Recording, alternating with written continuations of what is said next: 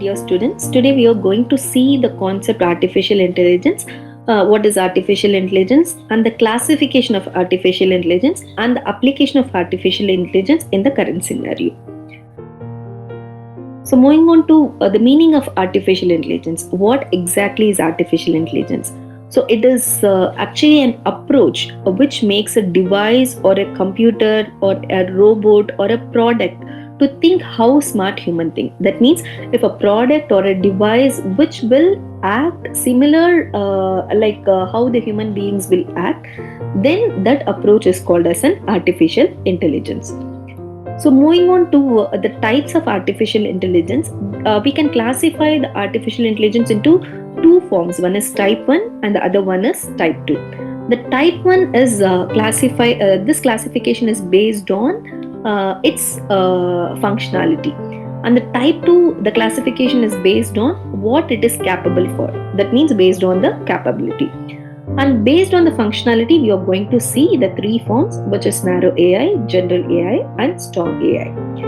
Moving on to it, what is this narrow AI? This narrow AI is otherwise called as a weak AI.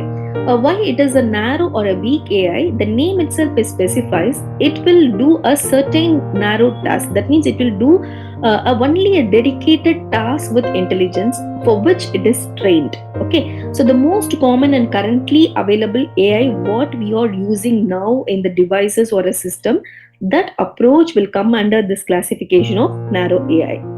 So narrow AI cannot perform beyond its limitation. That means it is only trained for a specific task. It will do the particular task for what it is intended to, and it will not go beyond or do the activities beyond its capability. So example, the very good example for this is Apple Siri and IBM Watson supercomputer. This Apple Siri is trained to do a specific set of activity. That means in a limited range only it will give us the service. Okay, so like that in IBM Watson computer also it is used for playing chess or giving certain information which is already stored or which is already trained it for. So this will come under the weak or narrow AI.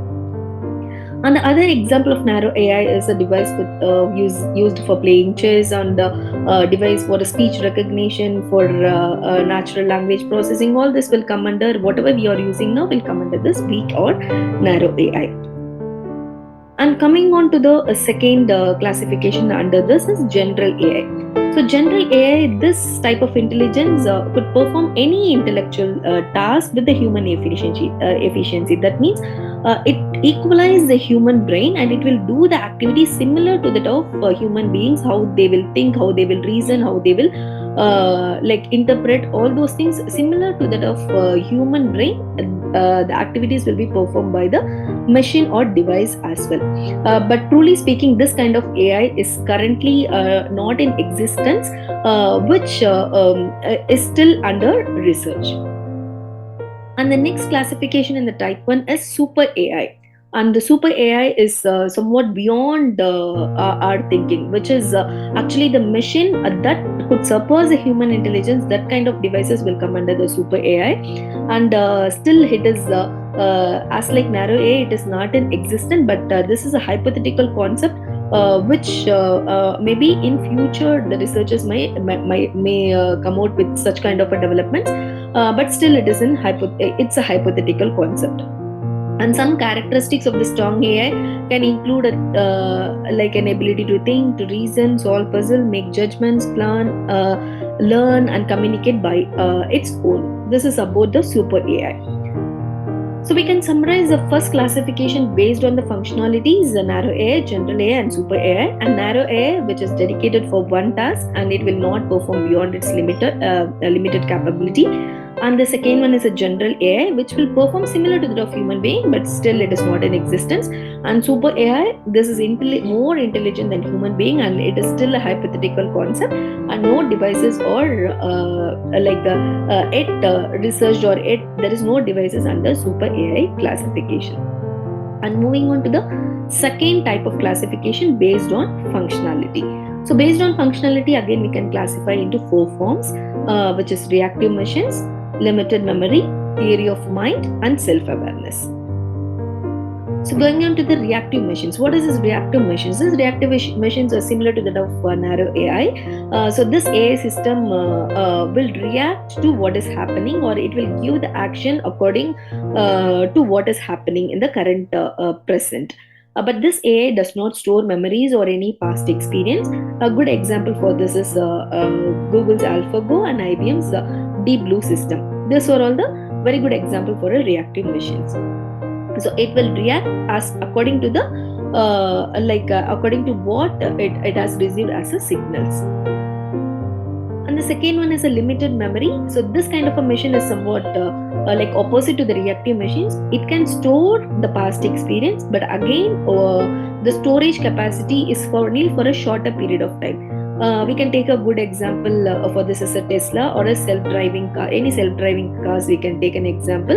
So it will store the data or a limited for a short time. It will store what is the distance of the car which is passing before it, or what is the present traffic condition over there. Like that, it will store a limited memory for a shorter time period of time in order to react. Those kind of machines will come under limited memory. And the third one is a theory of mind. So theory of mind, this AI should understand human emotions, people's belief, and able to interact socially like human beings. So like how human beings are reacting based on their emotions. So if the machine is also reacting in such a way, then it will come under theory of mind. And again, this type of AI are not still not developed, but researchers are still making a lot of efforts and improvements for developing such kind of AI machines with the emotions, inbuilt emotions in it. And the last one is a self-awareness AI, which is like a super AI. This self-awareness AI is a future of artificial intelligence, and this machines is super intelligence, and this machines will be smarter than a human mind. But again, it is a hypothetical concept, and this kind of self-awareness AI does not exist in reality still.